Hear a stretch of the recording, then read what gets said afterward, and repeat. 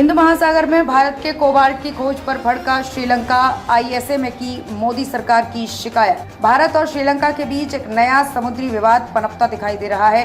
श्रीलंका ने जैमका के किंगस्टन स्थित अंतर्राष्ट्रीय समुद्र तल प्राधिकरण से हिंद महासागर में अफानासी निकितिन सीमाउंट में कोबाल्ट समृद्ध फेरोमैग्नीज क्रस्ट की खोज करने के अधिकार के लिए भारत की याचिका पर आपत्ति जताई है।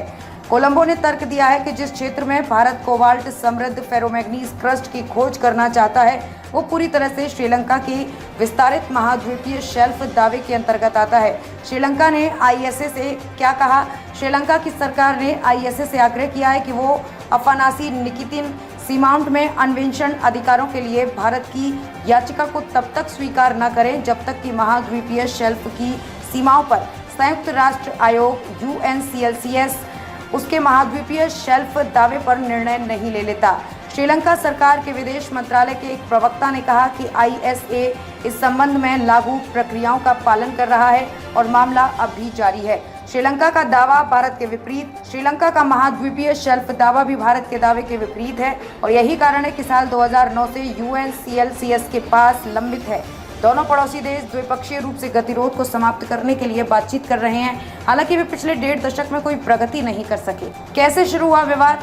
कोबाल्ट समृद्ध क्रस्ट की खोज पर नया विवाद तब शुरू हुआ जब भारत में हाल ही में हुए संसदीय चुनावों में सत्तारूढ़ भारतीय जनता पार्टी ने कच्चा दीवू द्वीप पर विवाद को फिर से हवा देने की कोशिश की और कांग्रेस और द्रविड़ मुनेत्र कड़गम व तमिलनाडु के मछुआरों के हितों की बलि देकर इसे श्रीलंका को सौंपने का आरोप लगाया। भारत ने माही थी कोबाल्ट उत्खनन की इजाजत। भारत सरकार के पृथ्वी विज्ञान मंत्रालय के एक स्वायत्त संस्थान पृथ्वी प्रणाली विज्ञान संगठन ESSO ने 18 जनवरी 2024 को ISA के महासचिव को एक आवेदन प्रस्तुत किया जिसमें मध्य हिंद महासागर में अफानासी निकितिन सीमाउंट में कोबाल्ट समृद्ध फेरोमैग्नीज की खोज के लिए 15 वर्षीय कार्य योजना के लिए अनुमोदन मांगा गया।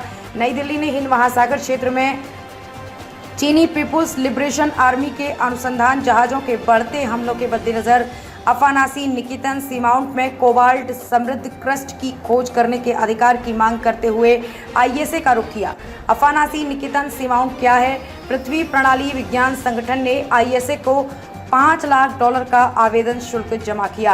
आईएसए एक स्वायत्त अंतर्राष्ट्रीय संगठन है जिसे 1982 के संयुक्त राष्ट्र समुद्री कानून सम्मेलन के तहत अंतर्राष्ट्रीय समुद्री तल में खनिज भंडार की खोज को अधिकृत और नियंत्रित करने के लिए स्थापित किया गया था। अफानासी निकितिन सीमाउंट भूमध्य रेखीय हिंद महासागर में 400 किलोमीटर लंबा और 150 किलोमीटर चौड़ा समुद्र के नीचे का पर्वतीय क्षेत्र है। इसमें मुख्य पठार शामिल है जो 4800 मीटर की गहराई पर आसपास के समुद्र तल से 1200 मीटर ऊपर है और द्वितीयक ऊंचे सीमाउंट हैं जिनमें से 2 1600 मीटर और 2050 मीटर की गहराई पर स्थित है।